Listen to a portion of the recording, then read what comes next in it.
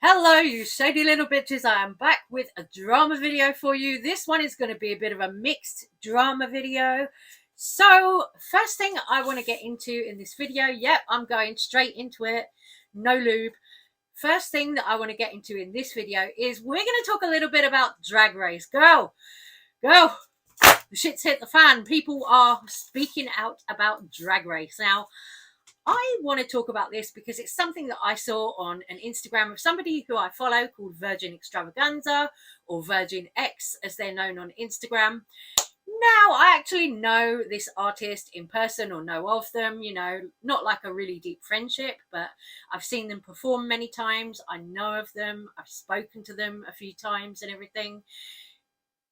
They would know who I am, you know, if they saw me out in a club or whatever, and we would probably say hi to each other and chat, you know, that kind of level. So let's get into this. So Virgin X, Virgin Extravaganza, put out a TikTok talking about how Drag Race is wrong because it doesn't actually showcase the full extent of the art of drag.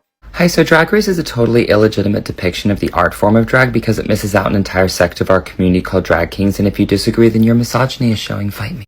Now, I actually reposted that TikTok over on my Instagram stories as well because I agreed with it. I actually put a caption that was something like, "Say it louder for the twinks in the back," or something, I believe. And, you know, Virgin then shared that on their Instagram stories as well. But I agree with this statement that Virgin made so much because, you know, think of it. What have we had now? 14 odd seasons of Drag Race, a show which is supposed to be all about the art of drag. And they have never, ever, not even once, had a drag king on the bloody show. Like, they've had an AFAB queen having Victoria Scone in one of the recent series, but they've never, ever had a drag king. So it's like the show, the franchise, as a whole is saying a big fuck you to anyone who is a lesbian or a trans man who does drag as a drag king. The show is only platforming people who dress up and present femme as queens. You know, that is blatantly obvious, right? And it's not something that I personally enjoy. It's actually one of the reasons why I myself stopped watching Drag Race, because it just doesn't showcase the whole community. Like, if you're going to be about the LGBTQ plus community, then be about the LGBTQ plus community. You know what I'm saying? The show is very dated in that it's only showing one side of drag. There is so much more to the art of drag than just looking at Drag Race. Drag Race, it's a reality show at best, you know, and I'm not like trying to say, oh my God, nobody ever watched Drag Race. You know, if you watch it and it's a bit of entertainment for you, that's one thing, you know, but to me, it's very misogynistic because of the lack of drag kings, the lack of representation. You know, they're not representing our community, the queer community, fully. They're only representing certain parts of it. And that is discriminatory, you know. It's discrimination, you know. Okay, you've got shows like Dragula, where you had Landon Cider, a drag king who's got a big platform with a lot of followers, win on Dragula. Season 3 of Dragula, you know, fab, great, brilliant. That is amazing. You know, I personally prefer Dragula over Drag Race anyway, because it's got the more kind of horror, filth aspect to it that you don't get with Drag Race. So I've always been more of a fan of Dragula personally myself. But, you know, even Dragula, you know, again, it's a drag reality show. So go out into the world, you know, don't just look to Drag Race and Dragula to, you know, make an opinion about drag as a whole. Go out into the world and go to small venues and go and see local shows, because you will see so much talent and you will see so much entertainment, so much variety. Your eyes will be opened, you know. Looking at people who are massive on social media, like your Trixie Mattel, you know, and all these people, that's all well and good, but there's so much more to drag than what you see on social media. There's so much more, you know. Go to small clubs, go to small venues, see the performers there, tip those performers, because they don't earn anywhere near as much as the Drag Race girls do. You know, they actually deserve it, because those kind of people are out there 6-7 nights a week on stage, you know, getting painted up, going out, performing. You know, they're doing the most, and they're getting like fuck all recognition for their work, because they're not as high up on the bill as the Drag Race girls are. And you know what? This is something that bothers me, because if you know me, you know I'm a big follower of all things, you know, drag and beauty community related. So I watch, you know, the drag beauty channels like the Trixie Cosmetics channel. I watch Bitch Pudding's channel. I watch Kimora Black's channel. You know, I watch all of these channels. But the one thing that frustrates me is when you watch like these beauty channels and these beauty drag channels, you will get collaborations with drag queens. So you will get like makeup companies collaborating with drag queens. I have never ever seen a makeup company collaborate with a drag king, and I think that's something that we really need to see in 2022. Why are we not seeing drag kings in makeup campaigns?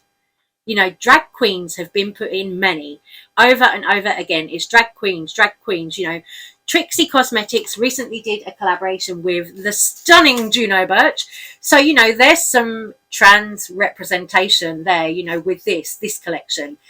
I love to see it. Clearly, you know, I bought the collection. I love it. But I'm really disappointed that so far no makeup company has picked up a drag king. You know, they could literally pick up anyone. There are people like Androgen King on Instagram who does amazing, amazing makeup artistry. There are all kind of drag kings on social media that these brands, these makeup brands, could pick up and work with, but they don't. Oh, because looking feminine is more desirable or whatever. You know, they don't want to rock the boat, but drag queens are more palatable, more accepted, but drag kings are a bit of a no-no. Why? Drag kings use makeup too, so why can't we have a drag king or two or three in a makeup campaign? Why not? And aside from a makeup campaign or launching a makeup collaboration with a drag king, they could help in other ways by platforming drag kings, like somebody like Trixie Mattel. You know, get somebody who's a drag king to transform you into a drag king on your YouTube channel. Kimora Black, you know, you could do the same. You know, get someone who's a drag king to transform you into their face. You know, and that would show the world another side of drag. It really would. Really, really would. It would be so good for the LGBTQ plus community to have some of these drag queens platform some of these kings. Why am I talking about this? Why am I moaning about this? Well, because I'm a non-binary individual and I want to see the representation. I want to see representation for lesbians who do male drag. I want to see the representation for trans men who do male drag. I want to see the representation. I really do. But it's not there. We're not seeing it at all.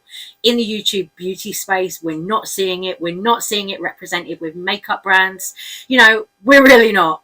They could do so much better. They could do so much more. And you might be sitting there going, oh, well, Berlin, you know, you're a non-binary person. Why don't you do it yourself? Well, I've got some content coming in that vein. So stay tuned for future productions from me.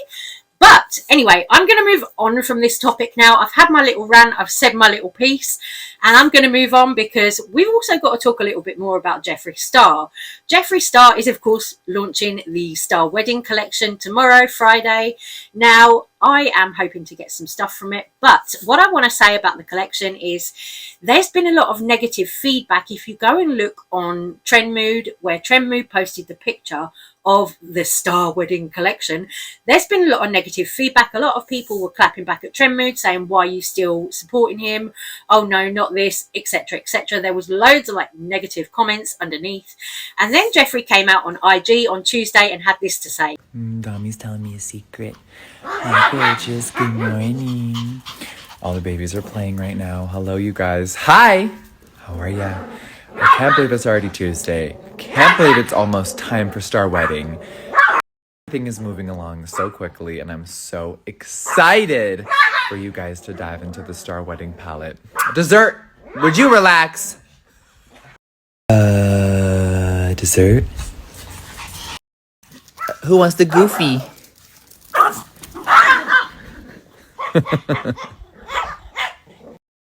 All right, all the dogs and I are getting in our morning exercise. I wake up so early. And it is a fucking beautiful day out. I am so excited. I logged in this morning and I was reading all the comments on the Star Wedding reveal, and I was like, so happy, because when you launch a new formula with anything, it's always a little scary. But my green serum, I promise you guys are going to love it. It is absolutely beautiful. And then the liquid star shadows. I have wanted to do liquid eyeshadow for a minute. I wanted to perfect the formula. You guys know I'm never going to put out anything half-assed. And I wasn't loving the formula. And they really nailed it. And I'm shook at how beautiful it blends. So sometimes slow and steady is really the pace you gotta do to perfect a formula. So I am so excited. And the Star Wedding palette, this girl, she's so fucking sickening. Can you three come inside? Dommy, come on. The last one remaining. All right, bitch, it has been an amazing long day. Now I am doing some errands around the ranch. I'm checking on the yak salon, which I'm standing in right now. It is coming along amazing. Concrete is laid, rooms are being built. Things coming together. I could not be more happy. All right, baby, things are happening. The yak salon is coming together. I'm so happy. So many projects at once: makeup launches, skincare, yak meat. This is gonna be the bathroom. Hi, plumbing. Our mechanical room, everything is coming together. Hi. This is gonna be amazing. All the yaks will be groomed right here. Our tack room will be here. Wash station. Bitch, we are not playing. I also uploaded a makeup tutorial where Luis Torres does my makeup with the Star Wedding collection. If you haven't seen my TikTok, bitch, check it out. I've been way more active on there lately. Very excited. I have a lot of content on there coming. I feel very re-inspired, and I'm loving makeup again. It's been a fucking journey since 2020, and I'm very excited about this collection. I'm so proud of it. It's absolutely beautiful. And check it out. I've been getting a lot of questions like, Jeffree, do you miss LA? And that's a fair question. I've lived there my whole life. You guys, look. Fuck. No, I don't miss LA. And also, listen. Absolute silence. No helicopters, no TMZ, no traffic. Just nature and bliss. And the last thing that I'm going to touch on in this video, I'm going to leave Jeffree right over there. The last thing that I'm going to touch on in this video is going to be Gabbie Hanna. Now, of course, I just made a video talking about mental health, following on from Gabbie Hanna's epic kind of TikTok upload, the whole TikTok 3,000 TikTok upload that she did over the course of the last 24 hours, whatever.